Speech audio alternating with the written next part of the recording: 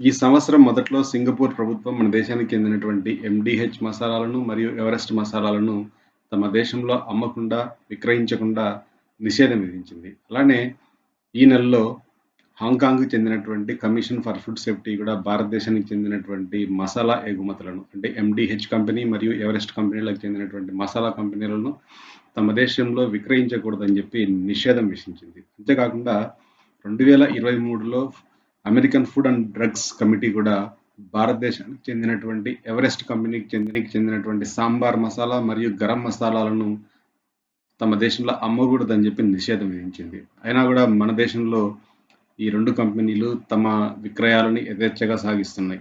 మన దేశానికి చెందినటువంటి ఫుడ్ సేఫ్టీ అథారిటీ అధికారులు ఎంత మాత్రం వీటిపైన చర్యలు తీసుకోవటం లేదు. ఎందుకంటే ఇప్పటికే మన దేశానికి చెందినటువంటి నాసిరకం వస్తువులను అంటే ఆరోగ్యానికి హాని కలిగించేటువంటి ఆహార వస్తువులను వివిధ దేశాలు నిషేధం విధిస్తున్నాయి. అయినా కూడా మన దేశంలో ఉన్నటువంటి ఫుడ్ అండ్ డ్రగ్ అధికారులకి ఏ విధమైనటువంటి చలనం లేదు.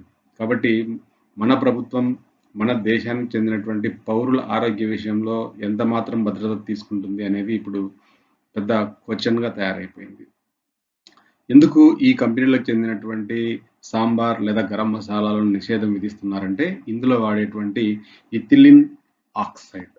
అసలు ఏమిటి ఈ ఇథిలిన్ ఆక్సైడ్ అనేటువంటిది ఒకసారి గమనించినట్లయితే, ఇథిలిన్ ఆక్సైడ్‌కి జనరల్‌గా మండే స్వభావం ఉంటది. వ్యవసాయం, హెల్త్ కేర్, ఫుడ్ ప్రాసెసింగ్ ఇండస్ట్రీల్లో పురుగుల మందుల తయారీలో దీన్ని వాడుతుంటారు.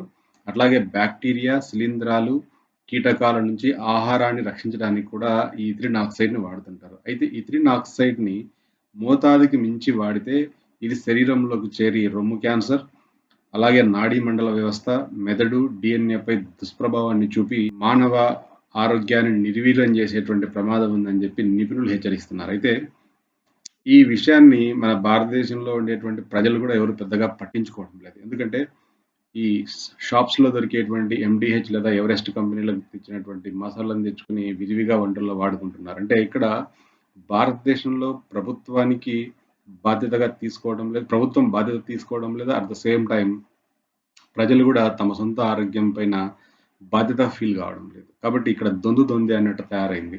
కాబట్టి ప్రజలు కూడా మార్కెట్‌లో అంటే ఏం జరుగుతుందో ఒకసారి తెలుసుకొని, మన దేశం గాకుండా ఇతర దేశాలు గూడా మన దేశానికి సంబంధించినటువంటి ఏ ఆహార వస్తువులపైన నిషేధం విధించారో అట్లాంటి వాటిని వాడకపోవడం మంచిది. ఎందుకంటే కోరి మన ఆరోగ్యాన్ని ప్రమాదంలోకి నెట్టుకొని ఆ తర్వాత మనం చిన్నాభిన్నం అయిపోవడం అనేటువంటిది కరెక్ట్ కాదు. కాబట్టి ముందే మేలుకొని మనం ఇట్లాంటి ఆహార వస్తువులను నిషేధం విధించి మన ఆరోగ్యాన్ని కాపాడుకుందాం.